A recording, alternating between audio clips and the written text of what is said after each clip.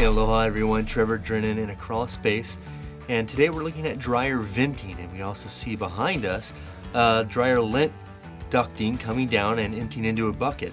But then we see in the surrounding areas, lint is everywhere. We also see additional presence of rodents because they love to make nest out of the soft stuff. So a couple things on lint. One thing with lint, it is a fire starter, so we want to see lint vented properly to the exterior and collected and disposed of, not collected in a crawl space, but collected by a proper lint device.